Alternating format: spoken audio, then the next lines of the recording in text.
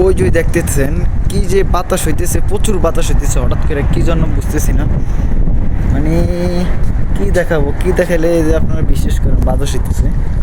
মানে ওইদিকে মানে রোডের যত ধুল বালু আছে সব আকাশে উঠতেছে, ওই যে দেখা যায়। মানে আসলে এখান থেকে স্পষ্ট দেখা যায় না ক্যামেরাতে, বাট আমার চোখ দিয়ে আমি দেখতেছি সব ধুল, নিচের ধুল একেবারে উপরে উঠছে। মানে বাতাসের গতি অনেক, প্রচুর প্রচুর বেশি। গাড়ি কত যে স্লো চলে বাতাসের গতির কারণে, মানে স্পিডে চালাইতেছে না, ঠিক আছে। প্রচুর বাতাস।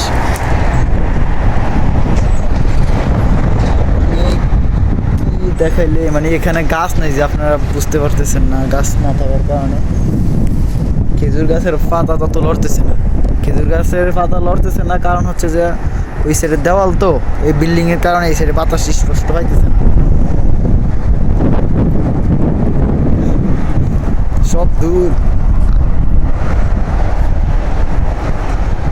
মানে মাঝে মধ্যে এত হঠাৎ করে এত প্রচুর বাতাস হয় বলার বাহিরে।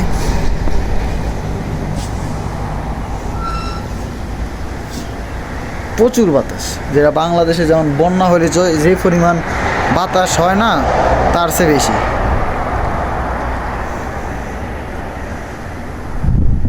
পাহাড়ের ওইদিকে সব ধুলো উঠতেছে। এমন বাতাস হওয়ার কারণ হচ্ছে যে আপনার, আমি যে এলাকায় আছি এই এলাকা সহ আপনার কয়েকটি শহরে শিলাবৃষ্টি হবে 14 তারিখ থেকে 17 তারিখের ভিতরে। আমার ইতিমধ্যে সিভিল ডিফেন্সের থেকে আমার SMS দিছিল, কালকে দিছিল, বুঝছেন। তো আমি এটা ফলো করি না ভাই, মানে বাতাস দেখে আমার SMS-টা দিছে। তো আমি মানে সন্দেহভাজন আর কি দেখতেছি যে মানে আপনার 14 তারিখ থেকে 17 তারিখ পর্যন্ত বৃষ্টি হবে সৌদি আরবের 5টি উপদেশে আর কি, ঠিক আছে।